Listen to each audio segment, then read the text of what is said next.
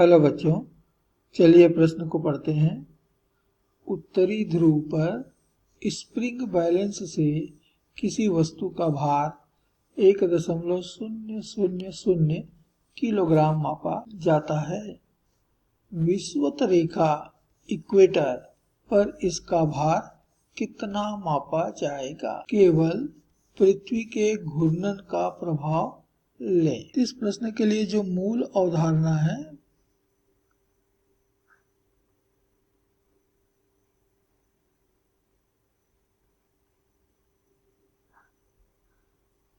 वह है पृथ्वी के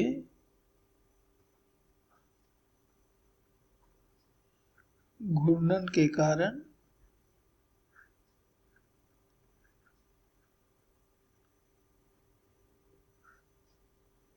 जी अर्थात गुरुत्वीय त्वरण के मान में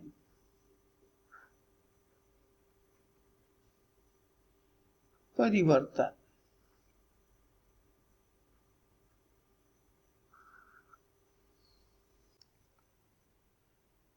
तो मान लिया कि पृथ्वी की त्रिज्या r है और यह अपने केंद्र से जाने वाले अक्ष के चारों तरफ ओमेगा कोणीय वेग से घूम रहा है। यह हमारी पृथ्वी का विषुवत रेखा या भूमध्य रेखा है।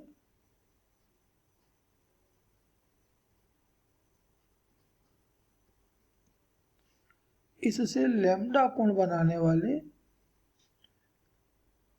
किसी स्थान पर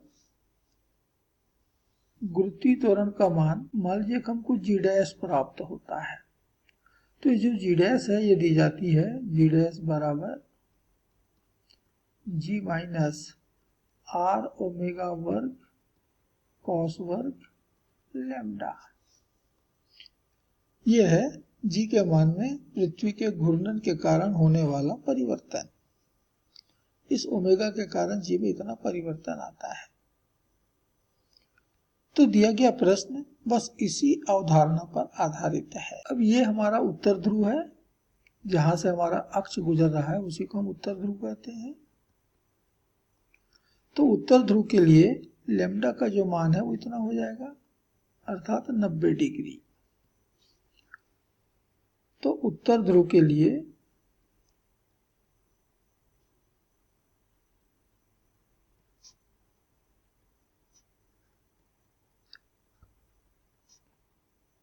लैम्डा बराबर 90 डिग्री और इसलिए जी डैश बराबर मिलेगा जी माइनस आर ओमेगा वर्ग कॉस वर्ग 90 डिग्री।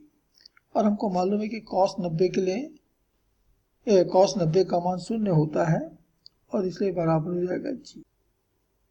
और तब उत्तर ध्रुव पर वस्तु का भार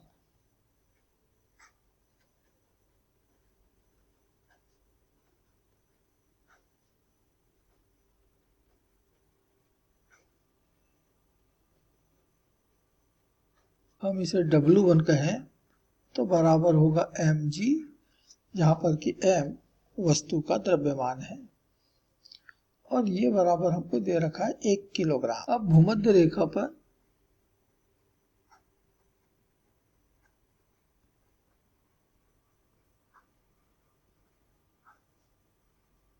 लैम्डा का मान हो गया 0, तो कॉस लैम्डा का मान हो गया कॉस 0 और कॉस 0 का मान होता है 1। तो भूमध्य रेखा के साथ जिस बिंदु पर हम गुरुत्वीय त्वरण ज्ञात कर रहे हैं उसे पृथ्वी के केंद्र से मिलाने वाली जो रेखा है ये जितना कोण बनाती है इसी को तो हम कहते हैं लैम्डा अर्थात अक्षांश।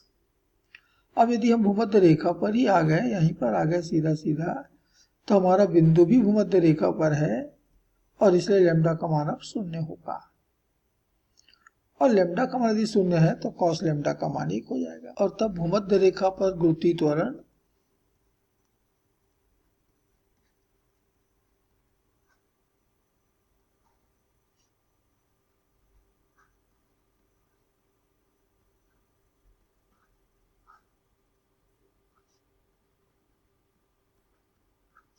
जी डैश ये बराबर होगा जी माइनस आर ओमेगा वर्ग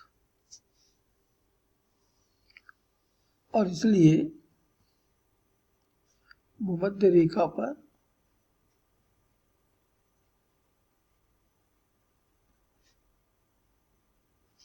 उसी वस्तु का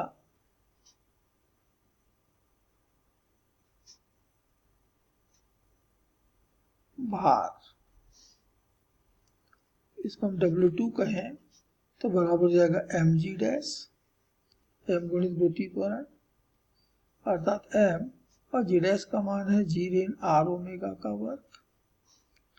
कोष्टक खोलें तो mg minus m r omega का वर्ग, और mg का मान हम रख दें 1 किलोग्राम ऋण m r ओमेगा का वर्ग। तो 1 किलोग्राम में इतना घट गया m r ओमेगा का वर्ग, अर्थात वहां पर 1 किलोग्राम से कम मिलेगा, या W2 का जो मान है वो W1 से कम मिलेगा। अतः स्पष्ट है कि W2 ये छोटा मिल रहा है W1 से, अर्थात W2 ये छोटा मिलेगा 1 किलोग्राम। और इसलिए इस प्रश्न का जो उत्तर होगा वो इस तरह से होगा कि भूमध्य रेखा पर